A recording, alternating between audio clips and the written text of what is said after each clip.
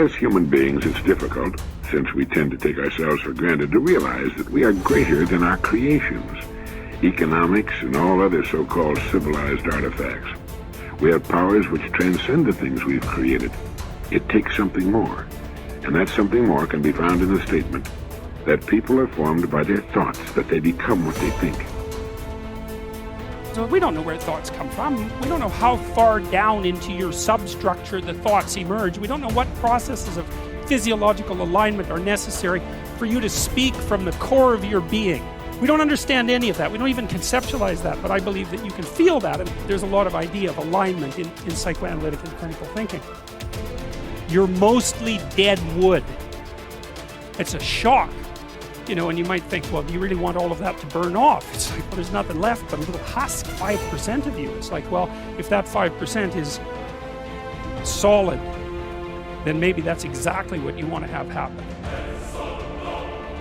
Ordinary just simply isn't enough. Ordinary is when you want to become average and to fit in. But to get to extraordinary, what you do is you have to consult the invisible place within yourself. And this is called your soul. The ideal of the soul is space, immensity. The one thing your soul needs is to be free. Free to expand and reach out and to embrace the infinite. Yes, the ideal of the soul is infinity.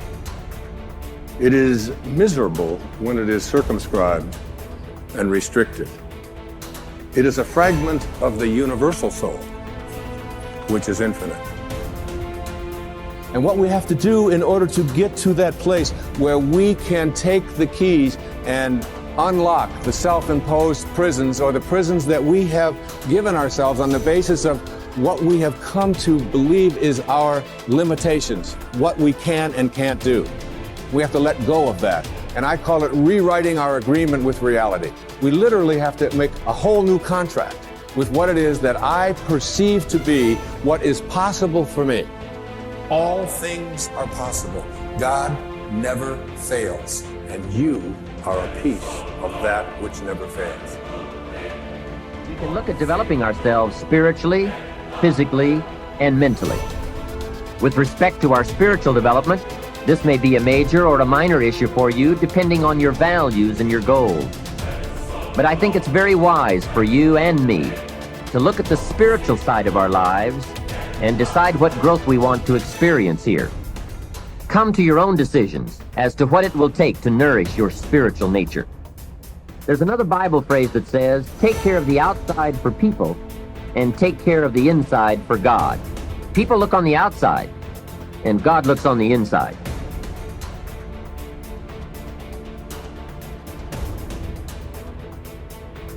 Thought power, its laws and its dynamics. Thought, the architect of destiny. If the mind dwells continually upon one train of thought, a groove is formed into which the thought force runs automatically, and such a habit of thought survives death, and since it belongs to the ego, is carried over to the subsequent earth life as a thought tendency and capacity. Every thought, it must be remembered, has got its own mental image. The essence of the various mental images formed in one particular physical life is being worked out in the mental plane. It constitutes the basis for the next physical life. Just as a new physical body is formed in every birth, so also a new mind and a new booty are formed in every birth. Not easy is the act of explaining the detailed workings of thought and destiny. Every karma produces twofold effect, one on the individual mind and the other on the world. Man makes the circumstances of his future life by the effect of his actions upon others. Every action has a past which leads up to it. Every action has a future which proceeds from it. An action implies a desire which prompted it, and a thought which shaped it. Each thought is a link in an endless chain of causes and effects, each effect becoming a cause, and each cause having been an effect. And each link in the endless chain is welded out of three components: desire, thought, and activity. A desire stimulates a thought. A thought embodies itself as an act.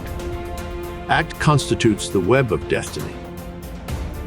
Selfish coveting of the possessions of others, though never carried out into active cheating in the present, makes one a thief in a later earth life, while hatred and revenge secretly cherished are the seeds from which the murderer springs.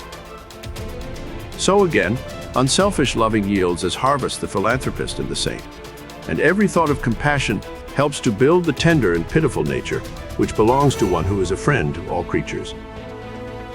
Sage Vasishtha asks Rama to do Purushartha, or show the prowess of self-exertion. Do not yield to fatalism. It will induce inertia and laziness. Recognize the great powers of thought. Exert. By right thinking, make for yourself a great destiny. Prarabdha is Purushartha of last birth. You sow an action and reap a habit. A habit sown results in character. You sow a character and reap a destiny. Man is the master of his own destiny. You yourself make, by the power of your thought, your destiny. You can undo it if you like. All faculties, energies, and powers are latent in you. Unfold them and become free and great.